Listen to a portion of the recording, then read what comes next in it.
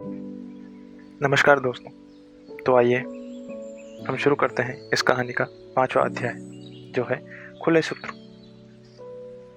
Lab में एक बार फिर से वीरभद्र और ओम शास्त्री एक दूसरे के साथ रहने के लिए विवश थे। वीरभद्र को बहुत से सवालों ने घेर रखा था, लेकिन वह ओम से कुछ नहीं कह सकता था। उसने सोचा कि एक छोटी सी गलती भी उसकी बेदखली का कारण बन सकती है, इसलिए वह जानबूझकर अपनी बेचैनी को सह रहा था। जब से वीरभद्र अंदर आया था, तब से ही ओम उसे ध्यान से देख रहा था। तुम ठीक तो हो? ओम ने चिंता व्यक्त करते हुए कहा। हाँ, क्यों? वीरभद्र अपने ख्यालों से बाहर निकलता हुआ बोला। तुम तनाव में लग रहे हो, ओम ने कहा। वीरभद्र दुविधा में था कि जो बात उसे परेशान कर रही है उसे कहे या ऐसे ही जाने दे। कुछ पल सोचते हुए वह चुप रहा, किंतु उसकी उत्सुकता बाकी सभी चीजों पर भरी पड़ी थी, और इसलिए उसने पूछा, तुम एक कक्ष में बैठे हो, तुम कैसे जान सकते हो कि बारिश होने वाली थी, वह भी मौसम में बदलाव आने की कई घंटे पहले? इसके अलावा तुमने हवा की गति का हिसाब लगाया, गीली मिट्टी की सुगंध सूंघ लिया और तापमान में गिरावट को भी महसूस कर लिया था। इस कक्ष में बिल्कुल हवा नहीं है, यह तुमने कैसे किया? वीरभद्र अविश्वास से अपना सर हिला रहा था। ओम शास्त्री हल्का सा मुस्कुराया। वास्तव में मैं यह भी जानता हूँ कि मैं भारत के दक्षिणी तट पर स्थित एक द्वीप पर हूँ, और मैं यह केवल अपनी इंद्रियों की सहायता से बता सकता हूँ।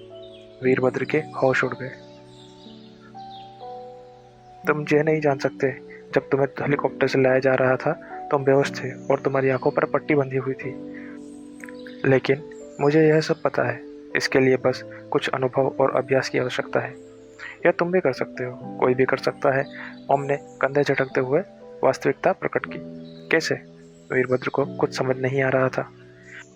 जैसे तुम आसानी से अपनी आंखों की मदद से विभिन्न रंगों में अंतर कर सकते हो, वैसे ही बस ध्यान केंद्रित करके विभिन्न तरंगों को महसूस करो। जैसे तुम आकाश में हवाई जहाज को गायब होते देख सकते हो, और एक चील को जैसे जैसे वह ऊंचा उठती जाती है, बिंदु में परिवर्तित होते हुए, वैसे ही तुम चीज़ों को पास आते और दूर जाते भी सूंघ सकते हो।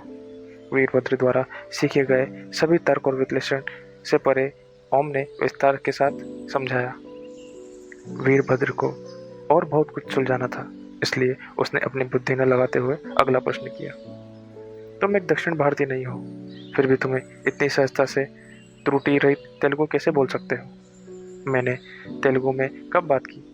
ओम ने आश्चर्य के साथ पूछा। दोनों हैरान होकर एक दूसरे को देखने लगे। इससे पहले कि कोई कुछ बोल पाता, डॉक्टर श्रीनिवासन ने कक्ष में प्रवेश किया। डॉक्टर बत्रा भी डॉक्टर श्रीनिवासन के पीछे उसी समय वहां पहुंच गए।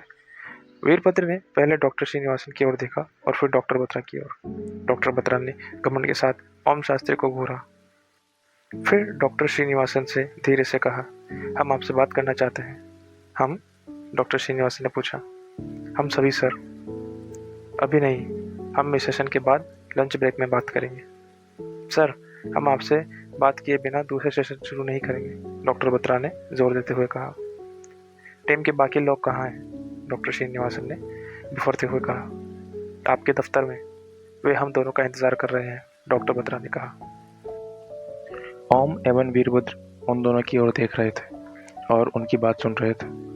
डॉक्टर श्रीनिवासन ने गुस्से में जोर से एक फाइल मेज पर पटक दी और डॉक्टर बत्रा की ओर आगे बढ़े। डॉक्टर बत्रा दूसरी ओर मुड़कर कमरे से बाहर चले गए। डॉक्टर श्रीनिवासन कमरे से बाहर जाते जाते पीछे मुड़े और वीरभद्र को पीछे आने का आदेश दिया। वीरभद्र अनिच्छा से उनके पीछे गया। दो गार्ड ओम शास्त्री पर नजर रखने के लिए वहीं थे। तेल बहुत ज्यादा गर्म हो चुका है, थोड़ी सी देर हुई तो कटी हुई प्याज जल जाएगी, ओम ने पीछे से वीरभद्र को कहा। उसके चेहरे पर एक मुस्कान थी। वीरभद्र डॉक्टर श्रीनिवासन के पीछे पीछे कमरे से बाहर चला गया। रास्ते में डॉक्टर श्रीनिवासन के ऑफिस में प्रवेश करने से पहले यह सुनिश्चित करने के लिए उसने रसोई में झांका। वह देखकर आश्चर्यचकित रह गया कि चूल्हे की आंच पर बर्तन रखा हुआ है और रसोईया कहीं नहीं था। कटी हुई प्याज चूल्हे के पास भुनने के लिए रखी हुई थी। तेल पर्याप्त रूप से गर्म था। वीरभद्र वहां पहुंचा और प्याज को कढ़ाई में पलट दिया। रसोईया अचानक से आ गया और वीरभद्र को वहां देखकर हतप्रभ रह गया। दूसरी ओर वीरभद्र डॉक्टर श्रीनिवासन के पीछे जाने के लिए शीघ्रता से रसोई से बाहर निकला। डॉक्टर श्रीनिवासन ने ऑफिस में प्रवेश करते ही वहां सबको खड़े होकर उनका इंतजार करते पाया। डॉक्टर श्रीनिवासन उन सबको पार करते हुए अपनी कुर्सी की ओर गए और अपने रोबिल अंदाज में कुर्सी पर बैठ गए। उनकी नज़र डॉक्टर बत्रा के ऊपर थी। कमरे में तनावपूर्ण स्थिति थी। वह कौन है? डॉक्टर बत्रा ने स्वाभाविक प्रश्न के साथ शुरू किया। तेज, तुम यहाँ वह कार्य करने के लिए आए हो जिसे करने के लिए तुम्हें यहाँ बुलाया गया है। तुम्हें यहाँ मुझसे प्रश्न करने के लिए नहीं बुलाया गया है। मुझे जानने का अधिकार है वह आदमी कौन है, डॉक्टर बत्रा ने और थोड़ा आग्रह किया। उनके पास टीम का समर्थन था। डॉक्टर श्रीनिवासन अपमानित महसूस करते हुए एकदम खड़े होकर बोले, नहीं, यहाँ तुम्हारे पास कोई अधिकार नहीं है।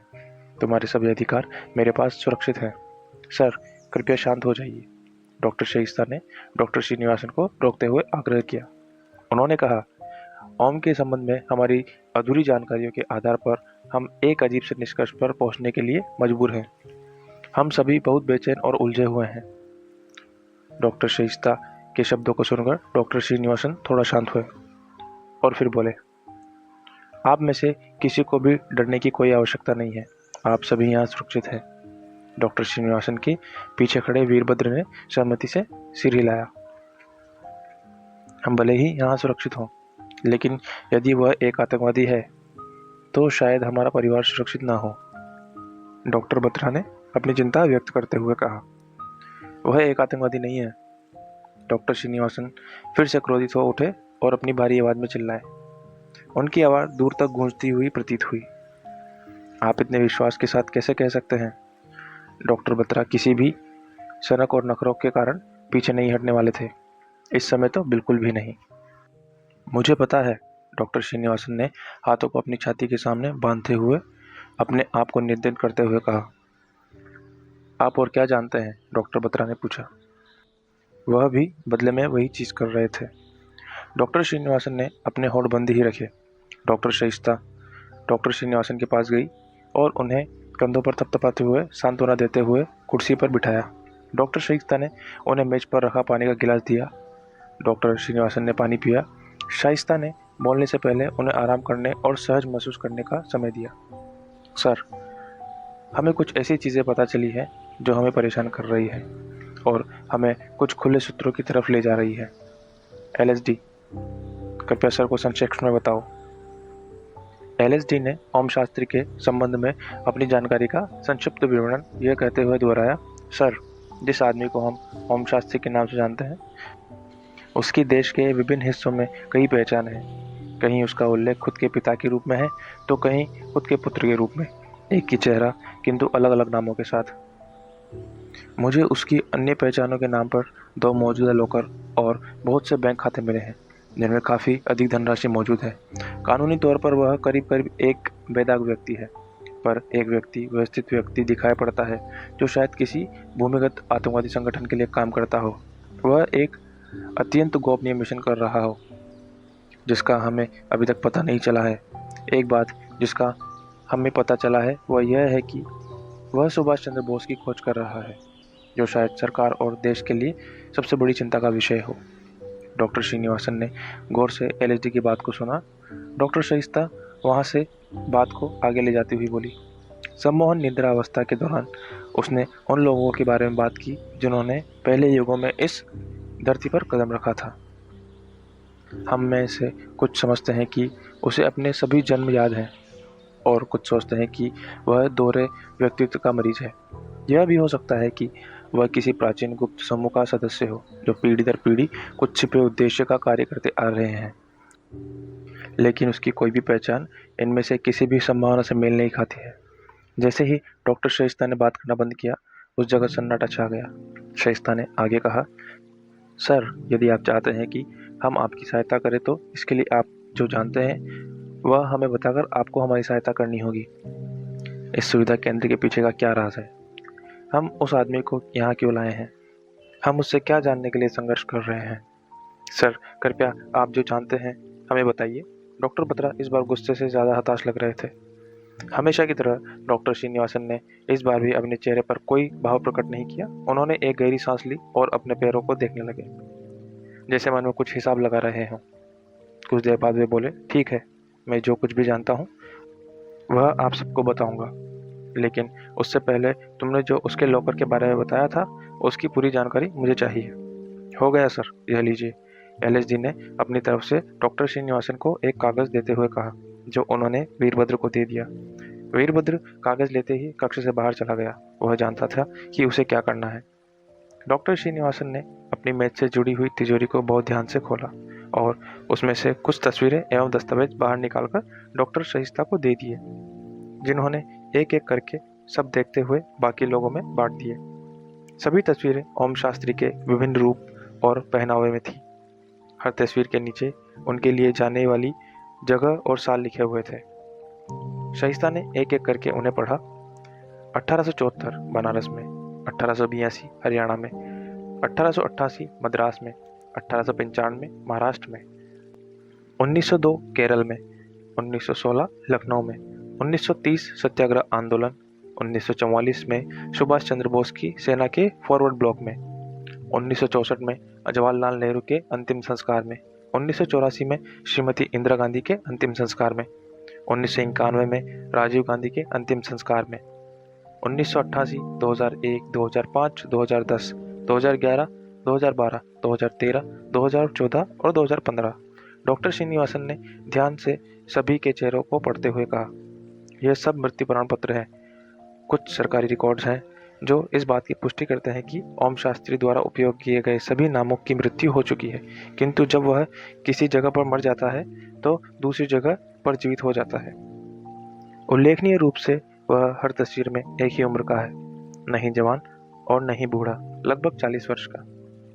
समझने का समय देते हुए डॉक्टर श्रीनिवासन कुछ देर चुप रहे और दोबारा गंभीरता के साथ बोले, इसलिए तुम सब यहाँ हो और तुम्हें यहाँ मुझसे यह प्रश्न करने के लिए नहीं बुलाया गया है कि वह आदमी कौन है, बल्कि मैं यहाँ तुम लोगों से इस आदमी के बारे में जानकारी लेने के लिए उपस्थित हूँ। तुम सभी यहाँ इस रहस्यमय आदमी के बारे में जवाब और उचित जानकारी पता लगाने के लिए एक गोपनीय मिशन का हिस्सा हो। याद रहे, गुप्त मिशन। डॉक्टर बत्रा का मन शंकाओं से भरा हुआ था और वे अपने आप को रोक नहीं सके। इस संस्था का मालिक कौन है? डॉक्टर बत्रा ने सीधे तरीके से पूछा। बहुत हो गया, तेज। तुम्हें बस इतना ही जानने की आवश्यकता है। अब तुम्हारे पास केवल 2 विकल्प हैं। अपने काम पर वापस लग जाओ या अपना सामान बांधो। तुम्हारी वापसी का प्रबंध मैं करवा दूंगा। डॉक्टर श्रीनिवासन ने चेतावनी देते हुए कहा। वे अपनी आवाज में तिरस्कार की भावना नहीं छुपा पाए। डॉक्टर बत्रा स्थिर खड़े रहे। वे प्रयोगशाला में वापस जाने के लिए मुड़ने ही वाले थे कि तभी डॉक्टर शाइस्ता बोल पड़ी, सर, हमें हफ्तों लग जाएंगे पूरी जानकारी प्राप्त करने के लिए, क्योंकि ओम शास्त्री को हर घंटे में होश आ जाता है। क्या तुम्हारे पास कोई और सुझाव है? डॉक्टर श्रीनिवासन ने ऐसे पूछा जैसे कि वह पहले से ही उत्तर जानते हों। जी सर, मेरा सुझाव है कि हम उससे सीधे तरीके से बात करें, बिना किसी बेहोश करने वाली औषधि या सम्मोहन से। शाहिस्ता ने प्रस्ताव रखा। मुझे डर है कि वह इस तरीके से कुछ नहीं बोलेगा, डॉक्टर श्रीनिवासन ने अपनी चिंता व्यक्त करते हुए कहा। वह बोलेगा सर, उसे इस बात का कोई अंदाज़ा नहीं कि उसने अभी तक अपने बारे में कितना खुलासा किया है। हम उसे यह विश्वास दिला सकते हैं कि हम उसके बारे में सब कुछ जानते हैं और फिर वह होश में रहते हुए भी सब कुछ बताएगा। यह आप सभी के लिए एक जोखिम भरी प्रक्रिया साबित हो सकती है, डॉक्टर श्रीनिवासन ने चेतावनी देते हुए कहा। डॉक्टर शरिस्ता यह जान चुकी थी कि डॉक्टर श्रीनिवासन से कैसे व्यवहार करना है और कैसे अपनी बात को मनवाना है। उनके इस समझदारीपूर्ण तरीके में वह ताकत थी जो किसी दबंग व्यक्ति को भी काबू में कर सकती थी। इसलिए उन्होंने कहा, सर, मैंने बहुत से अपराधियों से पूछताछ की है और अपने अनुभव से मैं आपको यह विश्वास दिला सकती हूँ कि इस आदमी से डरने की ज़रूरत नहीं है। मुझे नहीं लगता कि हम उस पर बिना ड्रग या सम्मोहन के विश्वास कर सकते हैं, डॉक्टर श्रीनिवासन ने अपनी धारणा पर कायम रहते हुए कहा। उसकी चेतना से मुक्त तक आते आते सत्य के स्वरूप में बदलाव की संभावना हमेशा रहेगी। हम लाइट डिटेक्टर का उपयोग कर सकते हैं और एलएसडी उसे देखने व पढ़ने में हमारी सहायता कर सकती है, डॉक्टर बत्रा ऐसे बोले जैसे बहुत ही महत्वपूर्ण योजना बता रहे हों। सर, कुछ उपकरणों को मोटे तारों की मदद से उसके शरीर से जोड़ा जाएगा, जो उसकी धड़कन और विचारों की तरंगों को नोट करके स्क्रीन पर दृश्य के रूप में परिवर्तित कर देंगी। यदि वह सक्रिय प्रतिक्रिया करता है तो हम उसकी स्मृतियों का सटीक प्रतिबिंब देख सकते हैं, युग और समय के सूक्ष्म विवरणों के साथ। मैंने सही कहा ना, एलएसडी? शाइस्ता ने कहा। यह बहुत मज़ेदार होगा, एलएसडी ने चहकते हुए सुर में सुर मिलाया। उसके मुंह में च्युइंगम होने की वजह से उसके ये शब्द कुछ लड़खड़ाते से बोले, जिसका उसे कुछ अफसोस भी नहीं था। उसके यह कहते ही सबने एकदम उसकी तरफ देखा, जैसे कह रहे हों, इसे क्या हुआ। सबकी इस भावना भंगिमा की प्रतिक्रिया स्वरूप उसने एकदम च्युइंगम चबाना बंद कर दिया और शांति से काम में लग गई। सर, शब्द झूठे हो सकते हैं, लेकिन विचार स्वेच्छा अनुसार नियंत्रण नहीं किए जा सकते। यदि हम उसके विचारों का दृश्य देख पाएंगे तो वह हमसे झूठ नहीं बोल पाएगा, शाइस्ता ने कहा। डॉक्टर श्रीनिवासन सभी संभव परिणामों के बारे में अपने मस्तिष्क में सोच विचार कर रहे थे, जबकि सब लोग उनके इशारे का इंतजार कर रहे थे। शाइस्ता ने विनती करते हुए कहा, सर, अब आपकी बारी है अपने द्वारा चुने गए सर्वश्रेष्ठ विशेषज्ञों पर भरोसा करने की। डॉक्टर श्रीनिवासन सहमत होने के लिए मजबूर थे, किंतु हामी भरने से पहले उन्होंने पूछा, यदि यह सफल नहीं हुआ तो? फिर हम वही तरीका अपनाएंगे जो हम अब तक करते आ रहे हैं, डॉक्टर बत्रा ने आश्वासन देते हुए कहा। सर, अब तक यह मुश्किल रहा है।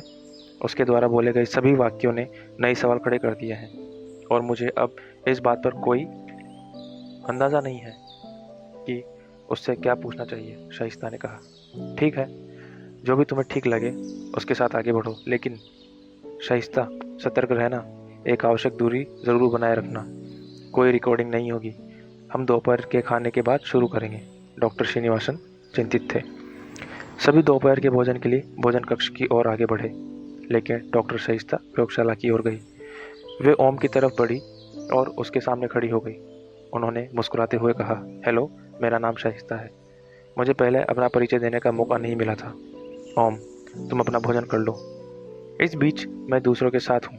अगर तुम्हें किस चीज़ की ज़रूरत पड़े तो मुझे ज़रूर बताना। शाइस्ता ने ओम से निकटता का प्रयास किया, क्योंकि भोजन के बाद उसे उसकी चेतन अवस्था में बातचीत करने का काम करना था। मनोविज्ञान यह कहता है कि यदि आप एक बार किसी व्यक्ति का विश्वास हासिल कर लेते हैं तो आपको उसके सभी राज भी पता लग जाते हैं। मैंने उनसे अनुरोध किया कि मुझे खोल दें। मैं विश्राम कक्ष का उपयोग करना चाहता था, ओम ने विनम्रतापूर्वक कहा। ओह, अवश्य ओम। दरअसल वे तुमसे बात करने या खुद को कोई निर्णय लेने के लिए अधिकृत नहीं है। असुविधा के लिए क्षमा करो, शाइस्ता ने आदरपूर्वक कहा। उन्होंने ओम शास्त्री को विश्राम कक्ष तक साथ ले जाने के लिए एक गार्ड को आदेश दिया। शाइस्ता अब दूसरे सेशन के लिए आश्वस्त थी, क्योंकि ओम उनके प्रति सुरक्षात्मक या रूखा नहीं था। जैसे ही गार्ड ने आदेश का पालन किया, ओम मुड़ा और उसने कहा, एक और बात, मैं शाकाहारी हूँ और मुझे पत्ता गोभी पसंद नहीं है। मैं आलू और दाल खा सकता हूँ, हरी मिर्च और नमक कृपया अलग से, ओम ने अपने खाने का तरीका बताते हुए कहा। शाइस्ता की समझ में नहीं आया, लेकिन उसने सिर हिलाया। वह प्रयोगशाला से बाहर चली गई और जैसे ही वह भोजन कक्ष में पहुंची, मेन्यू देखकर विचलित हो गई। उन्होंने देखा कि मांसाहारी भोजन परोसा जा रहा है और 2 सब्जियां, आलू और पत्ता गोभी। वह अपने आप को संभालते हुए बोली, ओम के लिए मांसाहारी खाना मत भेजना, और नहीं पत्ता गोभी, वह नहीं खाता। आपको कैसे पता? एलएसडी हैरान थी। उसी ने मुझे बताया, शाइस्ता ने जवाब दिया। क्या? एलएसडी ने पूछा। यही कि वह शाकाहारी है और उसे पत्ता गोभी भी पसंद नहीं, और यह कि उसे हरी मिर्च व नमक अलग से चाहिए। सब एक दूसरे को आश्चर्य से देख रहे थे, जबकि शाइस्ता ने अपना भोजन करना शुरू कर दिया था। एलएसडी कुछ देर सोचने के बाद धीरे से बोली, खाने के मेन्यू में आलू और पत्ता गोभी है, यह बात उसे कैसे पता चली? इसके अलावा यदि वह शाकाहारी है तो उसे कैसे पता चला कि मांसाहारी खाना पकाया जा रहा है? शाइस्ता यह सुनकर बीच में ही रुक गई और गहरे विचारों में खो गई। धन्यवाद दोस्तों, कहानी को लगातार सुनने के लिए। तो आइए मिलते हैं इस कहानी के अगले पड़ाव में, जो है दिव्य युग। और जी हाँ, लाइक, शेयर एंड सब्सक्राइब करना ना भूलिएगा। Thank you.